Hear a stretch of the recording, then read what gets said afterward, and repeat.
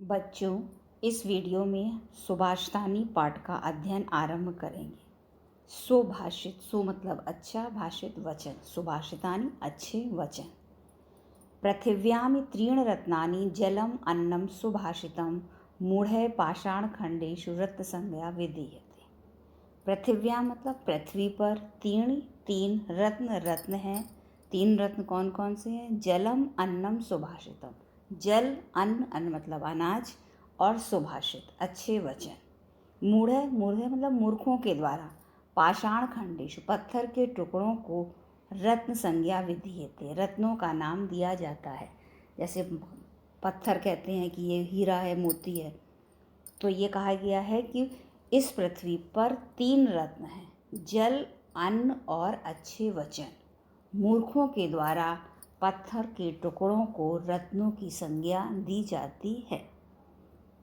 सत्येन धार्यते पृथ्वी, सत्येन तपते रवि, सत्येन वाति वायुश्चा सर्वः सत्ये प्रतिष्ठितम्।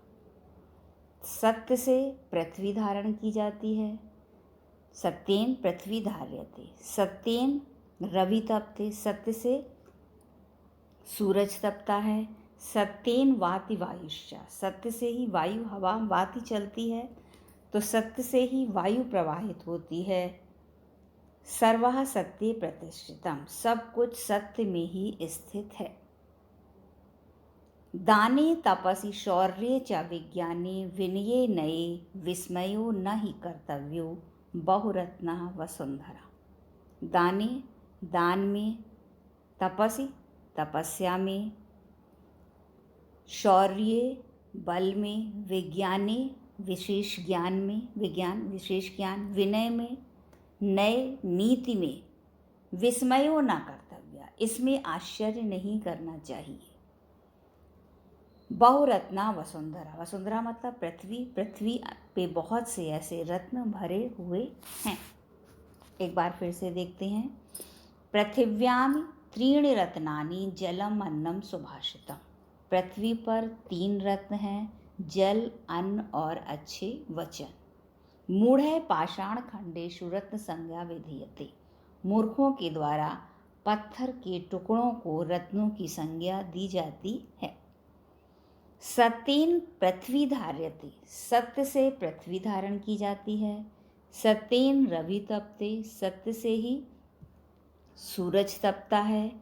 सत्येन वायुश्च वाति, और सत्य से ही वायु प्रवाहित होती है। मतलब दुनिया में ये सच है कि सूरज भी तप रहा है, सत्य से वायु है। सर्वेन सत्यम प्रतिष्ठिता, कि सब कुछ सत्य में ही समाहित है, सत्य में ही सब कुछ स्थित है।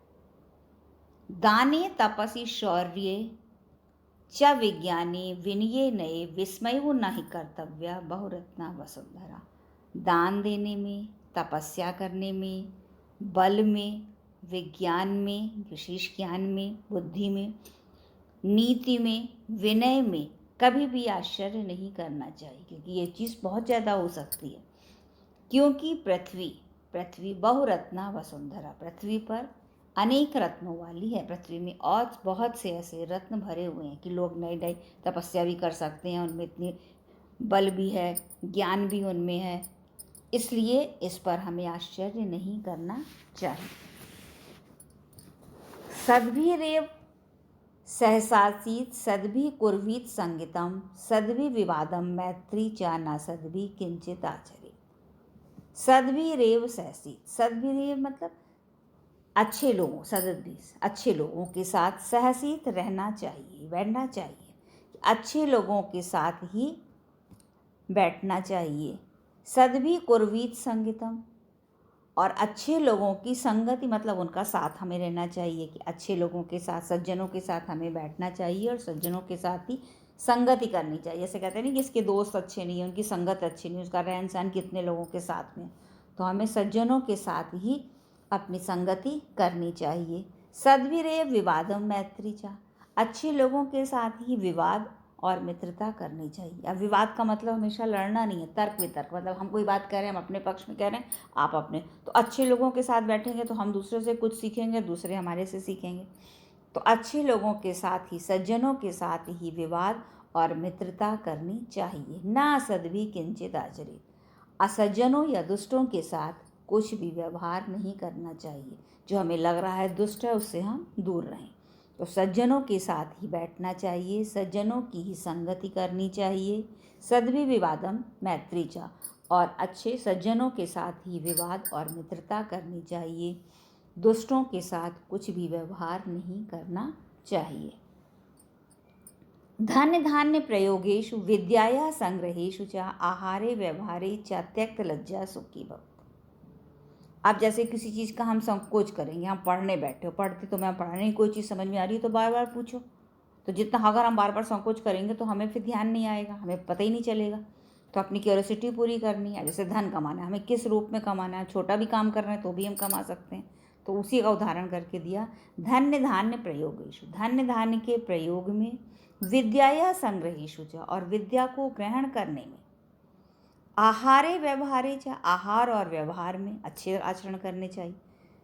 त्यक्त लज्जा, लज्जा शंका को या संकोच को छोड़ने वाला व्यक्ति सुखी होता है।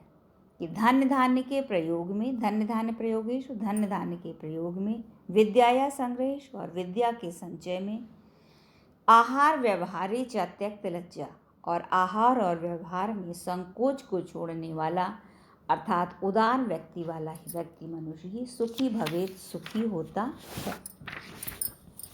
फिर है क्षमा वशीकृति क्लियो के क्षमया किम न साधि, शांति खड्गा करे यस्य किम करति दुर्जना।